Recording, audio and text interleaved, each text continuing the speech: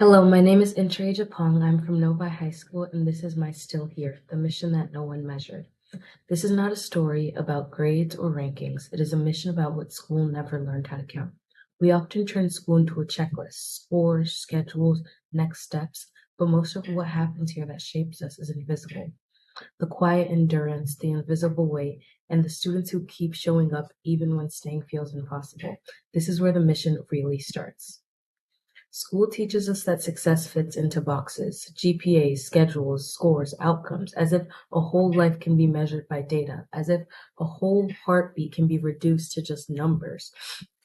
Students carry things that you will never see on a transcript, like the fear of disappointing people, pressure to succeed, and loneliness even in full rooms. I see this not only in myself, but so many others around me. Numbers can track performance, sure, but they cannot measure what it takes to just keep showing up. For me, school existed alongside depression, alongside a complicated relationship with my body and control, alongside hospital rooms that felt colder than any classroom. I learned how to succeed quietly while surviving loudly on the inside. I did everything right on paper until I didn't, while fighting battles that no system could see. There were moments where it felt like if I disappeared, what would remain was a record, not a person. I would be a transcript without a heartbeat. Numbers can track performance, sure, but they cannot hold a life or prove that someone mattered. There was a moment when I realized my story was not finished, that staying was an act of courage, and that survival itself mattered more than any outcome on paper. And this is when my mission shifted from proving myself to choosing to stay. The first place I told the truth was not in a classroom. It was at cheer camp with my team, a space built on trust and showing up. I expected honesty to make me smaller. Instead, it made the team stronger. That was the first breach and the first signal sent.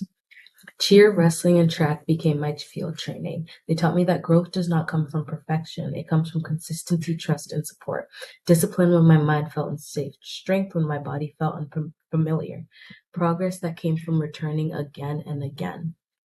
Nobody's greatest strength is student voice, and what happens when we choose to amplify it, when we choose people over performance, when we listen before we measure, and when honesty becomes leadership, not liability. I've seen how one honest moment can transform a space. Even someone saying, "Oh, I thought I was the only one," and suddenly people breathe easier. My mission is simple and difficult: to help build a school where students do not have to disappear to succeed, where leadership looks like empathy and listening, and where my goal is not attention, it is connection, where still being here is recognized as strength.